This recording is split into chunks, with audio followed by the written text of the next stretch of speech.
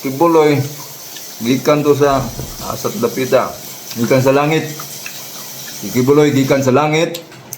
Mi kunsad, minaog aron pag surrender. Good morning, good morning. Good morning. Higala, kumusta? Mga untag sagbot Breakfast kay tini mao kini makalimpyo sa imong atay, sa imong liver.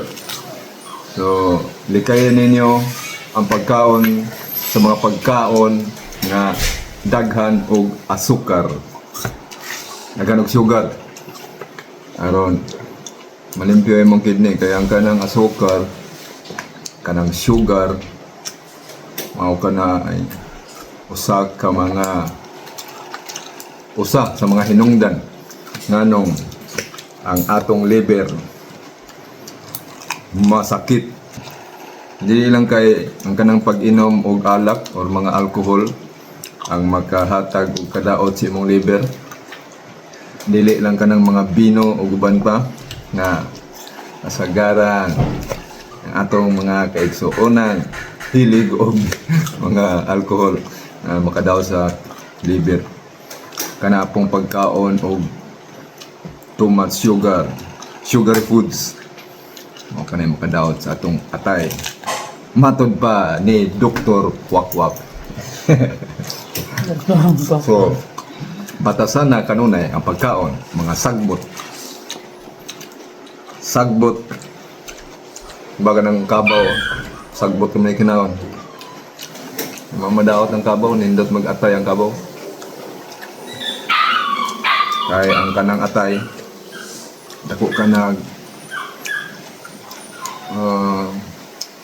katabang o dako na siya responsibilidad aron patlimpyo sa atong dugo. Ay matagkao nato mga karne uban pa nga isud sa atong tiyan.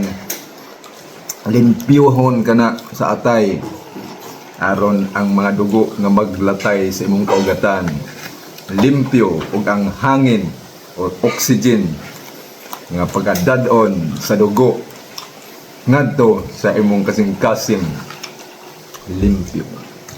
O kini si Dr. Kwakwak magaingon ang taong kanunay mokaog sagbot dugay mamatay.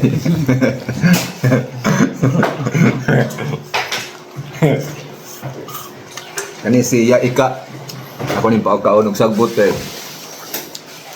Hilig kay ning bayhana og asukal. Kada adlaw og ice cream. Kada adlaw minom og cokes. Hilig kay ni siya cokes. Cooks. Sa gulan din na niyag tanduay. Haba. Tanduay og horse. Mo ni siya ika. Dako ang iyang bilbil. Ug karon Ano niya kaya? gusto siya nga mupayat, muhimsog iyang kalawasan, malikay siya sa mga sakit, ug uban pa kaon siyang sagbot.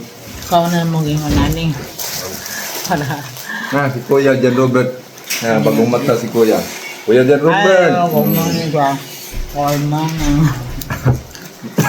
Good morning, Dr. Kwakwak. Pero kani dili ni ego, dili gyapon ni siya balanced diet kay kung sagbot lang dili ni siya gitawag og balanced diet. Ang balanced diet aduna pod kay protein. So ang among protein karon meaning sayong kabuntagon sa Osmeña Day, itlog. Itlog. Itlog ni Kuya Jan. Itlog ni Dr. Kwakwak. Niluto ni Jin. Ubanan sa carrots. Mamampatinaw sa inyong mga mata. So, kaya kung carbon si Iya Ika, sige na siya reklamo nga sakit ang iyang kilid. Ito ko yan. Tungod ka na sa sugar sa iyang lawas, ang porting daghana. Ang bilbil siyang tiyan, may naghatag, nagkadaot siyang atay. Bilbil nga dako o. Kaon kag sagbot. Sagbot. Pero kaning sagbot nga mong gikaon karon, mahalon gini. Pero karon sa panahon nga wa na tay trabaho, wa na tay sapi, wa tay mahimo aron pagpalit or wala na tay ikapalit. Mga na lang tag sagbot, mga kaigsunan. Hindi mo na saan. Kita susama na sa kanding o kabaw. Ang mga on sagbot. Wa naman tayo kwarta. So, pagpalit ni mo, mahal mo kayo ng litos. Mahal kayo ng carrots. Mahal kayo ng grapes. Eh, wala ni sa Pilipinas. Alam dahil dagang grapes dahil. Dili dahil, dagang kayong grapes dahil sa Pilipinas. Type dahil ko. Bisan din sa Cebu, adunay grapes. Daghan kayo. Pero wa man tayo tanom.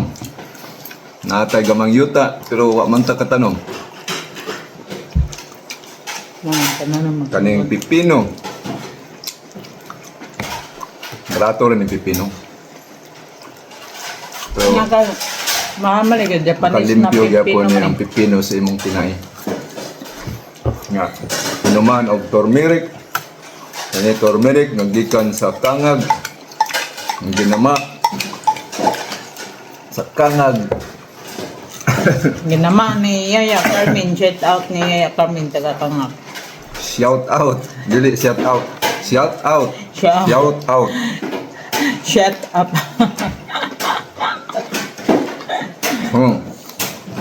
Okay, tunan. Batasana ang pagkaon sa sagbot. Makalimpyo sa imong kalawasan. Kini si Yaya, nituon na ni Dr. Kwak-Kwak. Si Dr. Kwak-Kwak, payat, kalabira, ang dagway, palito. Kaya ang kinaon. Hoy, kauno na nako akong itlog. Ay mao kini protein. Among usa ka itlog yo ako makaon. Dr. Kwak-Kwak, ako kaon sa imong usa ka itlog ay. Na, ang usa ka itlog. Katag nako nimo. Ang akong usa ka itlog ani ah. Hindi ba? Ya, butang. Magistorya na puntag politika mga kaigsunan. Nahapon, nagsige mi og katawa samtang. Kubon man ko ano eh, ket lang. Pa. Oh, Kana lang si lobo na ni siya ika. So tagaan na siya katunga ng itlog. Samtang nag-drive mi gikan sa nagbiyahe mi gikan sa hospital kay si iya ika nagpa-check up sa iyang ubo nga gahi nga walay plema. Sige pa nagyaw-yaw. Kay naglagot mi naghuna-huna sa atong mga politiko karon. Dili tanan pero kasagaran. Kining gobyerno karon ni Marcos Jr. Puro lang ayuda ang gihuna-huna. Nangadto sila sa Davao City. Unya nanghatag og ayuda. Nga unta Wala tayong saging dyan. tabanganan dito sa Manila or sa Luzon kay grabe mabaha dito Ano ba? tungod sa bagyong Taba. sa itong bagyo, bagyong Inting. Inting ba to? Hinog na.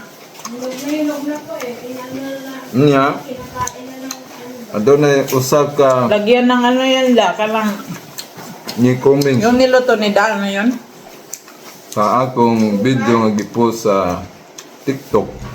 Umingon siya, si Kuya nagalit kasi hindi nabigyan ng ayuda. Pero gitubag naman to nako. Yung pamputos da ba? Wa man ko nasuko. Anong Lumpia masuko wrapper ba yun? Lumpia wrapper. Parang tawin. Sa pagkakaroon,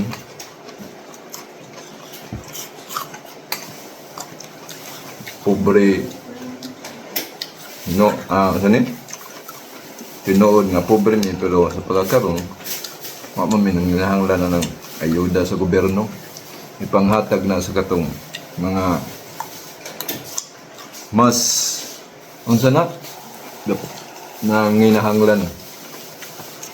Kami nanginahanglan may kwarta pero makakaon pa man may karon katulos sa kadlaw. Pero kakatuka gyapon.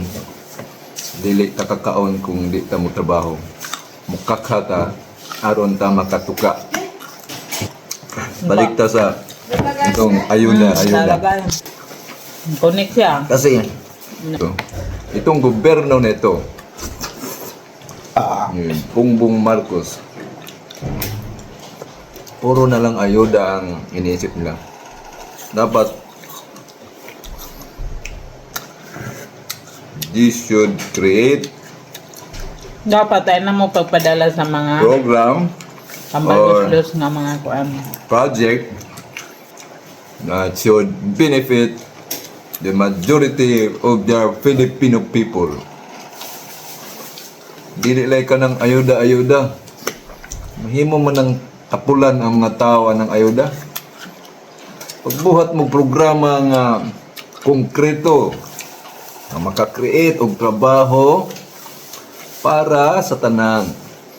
Kayang kanang ayuda, sige man nagtapol mga tao, tapulan.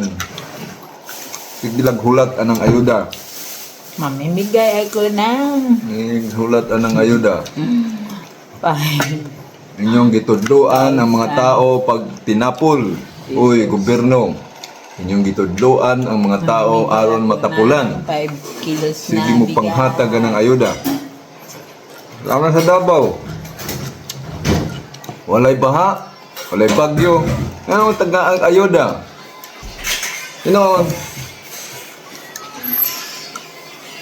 Nanginahanglan sila pero tabangin ninyo katong nanginahanglan yun sa mga masunugan. Mabahaan. Malay, kinahanglan og ayuda yun. Pero katong oy kalamidad panagaag ayuda aron lang ila mga to nga kwarta na ninyo yung gidala. Mga na dahil mo kwarta ninamo programa ni sa administrasyon. Ay Tagilara. Dako mong mangingilad. Ilad sa katawhan. Mga tao katawhan po nagpailad. Ay, inubos mo dalawang karot na. Salam. Ayaw na mo pailad. Ang mga politiko nga karon kagahapon. Gahapon ba to? Gahapon ba nadakpan si Kibuloy or wala? Wala mo ginanadakpan si Kibuloy. Si Kibuloy, voluntaryo nga surrender sa ISAF, kanang Intelligence Service for the Armed Forces ng Intelligence Service Armed Forces. Wala siya surrender sa wala siya directly nga surrender sa Philippine National Police kay wala man siya salig sa liderato sa PNP. So, dito siya ni-surrender sa ISAP, sa Intelligence Service sa AFP. Yaw mo na, pila ka simana, o pila ka adlaw, ang PNP, ang 2,000 ka PNP personnel na may control o nagbarikada sa KOGC, sa Kingdom of Jesus Christ premises ni Apollo Kibuloy. Si General Torre, ang kanang hambugay ba nga, general. Pero, di po na to siya mga basol kay nagtuman naman na siya sa sugo ni Marcos at ni Abalos. Pag sila nadakpan dito, nakita na si Kibuloy. Ang ilang kamasang Tawagis Kibuloy nagtago dito. Wala. Kibuloy, gikan to sa asat dapita. Gikan sa langit. Si Kibuloy gikan sa langit. Mi kunsad. minaog aron pag surrender. So, nipakita si Kibuloy, surrender kay Aaron, mahunong na ng panamas-tamas ng mga kapulisan si QGC. Nga, na-violate na nila ang human rights sa mga QGC members. Na-violate na nila ang linaw, ang katungod sa mga QGC member na mag-ampo peacefully sa ilang katedral. Nga, Marcos, sabi na imong gobyerno karon. Wala nakamusubay o rolls of law. Rolls of law. Iso daw in English.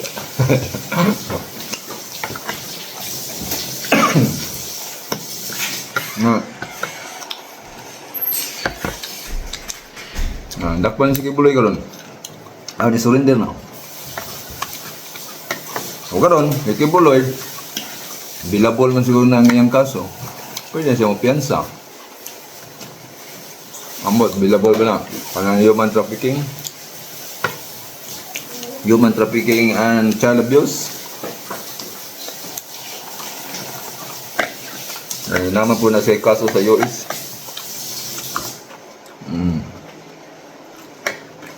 Pero,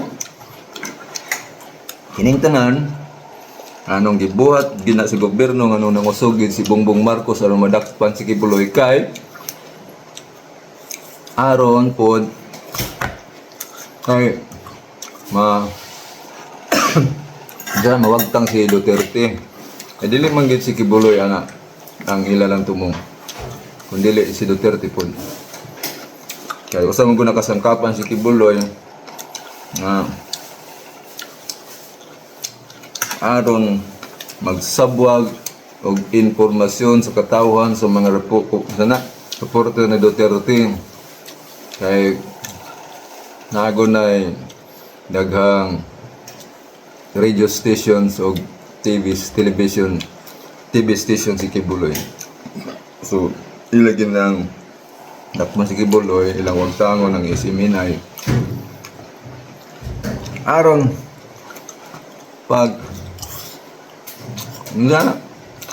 pagwagtang sa mga Duterte na ilang ipadakop si Duterte sa ICC.